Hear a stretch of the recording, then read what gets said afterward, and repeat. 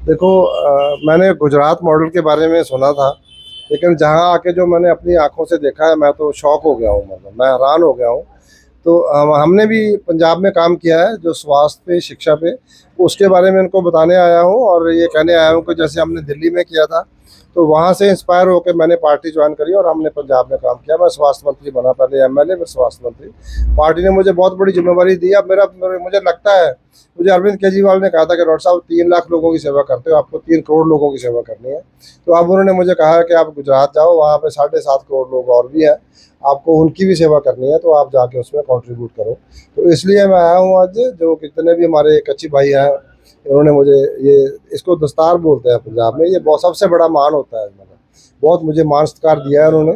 तो हमारी जो पार्टी है, हमारी राजनीति ये है कि हमने शिक्षा के लिए, सेहत के लिए और रोजगार के लिए और सिविक कम्युनिटीज जो है, पहला काम हमने ये किया था दिल्ली में भी और पंजाब में भी। जब सरकार बनी, सबसे पहले हमने 600 यूनिट 2 महीने में आते हैं, 300 यूनिट पर मंथ, तो 90% लोगों का बिजली का बिल नहीं आता। तो उनके जो पैसे बचते हैं उससे वो बच्चों के लिए अच्छा खाना, बच्चों की सेहत ठीक हो रही है, औरतों की सेहत ठीक हो रही है। तो गरीब के लिए इनका 2,500, 3,000, 4,000, 5,000 का बिल आता है। तो ये 3,000, 4,000, 5,000 का आम आदमी के लिए बहुत बड़ा होता है। वो बहुत घर के लिए अच्छी चीज़ खरीदेगा, बच्चों की खुराक ठीक होगी, उनके लिए अच्छे कपड़े खरीदेंगे, कोई किताब खरीदेगा, कुछ और कंप्यूटर या मोबाइल खरीदेगा, ताकि बच्चा पढ़ सके। सर, नाना कृपया, ये जो गांव है यहाँ पे कंपनियां भी बहुत है, रोजगारी भी नहीं मिलती है कंपनियों में। सब देश के विविध प्रांतों से लोग आते हैं, उनके साथ अन्याय होता है। आप क्या कहेंगे? देखो, एक तो पहली बात तो यह है कि अगर हमारी सरकार बनती है, अगर हमें लोग सपोर्ट करते हैं इसमें और असेंबली में, तो हम हर गांव में, हर मोहल्ले में एक दवाखाना होगा, स्कूल बढ़िया होंगे, जैसे पंजाब एक नंबर है, गुजरात को भी एक नंबर बनाएंगे। और जो लोगों के लिए आपने वर्कर्स की बात करी है, मैं कल देख रहा था कि सूरत में लोग, जो ट्रेन हैं वहाँ पे ट्रेन मिल नहीं रही हैं, स्टैम्पीड हो गया, क्योंकि लोग वापस जा रहे हैं, फैक्ट्रियाँ बंद हो गई हैं और लोगों के पास गैस नहीं मिल रही है। जो 100 रुपये का सिलेंडर था वो 500 रुपये में मिल रहा है। जो बड़ा सिलेंडर है वो 1,000 वाला था या 900 वाला था, वो 3,000 में, 4,000 में मिल रहा था। लोग कहते हैं हम जितने पैसे कमाते नहीं, हमारी आमदन तो बड़ी नहीं है। आपने बेरोजगारी की बात करी है, बेरोजगारी बहुत ज़्यादा है। एक आधी रोजगारी, एक नवी बीमारी दे दी है उन्होंने। आदमी को 8-10 हज़ार रुपये देते हैं, उसमें गुजारा भी नहीं होता, वो खाना भी नहीं खा सकता, वो शादी भी नहीं कर सकता, अपने माँ बाप का इलाज नहीं करा सकता।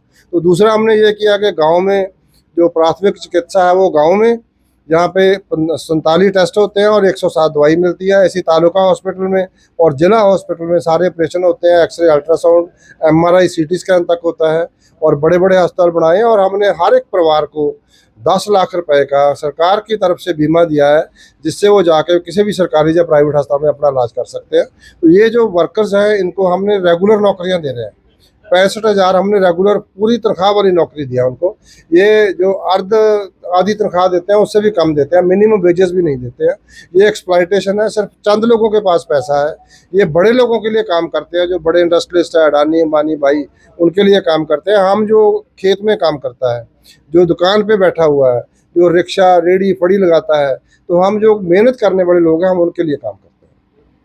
तो मिल रहा है, क्या कहेंगे? सबसे पहले मैं इनका धन्यवाद करूंगा, डॉक्टर बलवीर सिंह हमारे एरिया में आकर के आज आम आदमी पार्टी के कार्यकर्ता, लोकल मतदारों को, और फिर पंजाब में जो हमने सक्सेसफुली मेडिकल और एजुकेशन पे जो काम किया उसकी बातें की, किस तरह मुफ्त बिजली की व्यवस्था, मुफ्त मेडिकल व्यवस्था, मुफ्त शिक्षण की व्यवस्था और सब क्वालिटी के साथ, वो सब बहुत उत्साह से सुन रहे हैं। लोग सरप्राइज भी हो रहे हैं। लोगों को ये भी लग रहा है कि 30-30 साल से हमने गुजरात में बीजेपी की सरकार दी है, तो बीजेपी की सरकार ने हमें दिया क्या?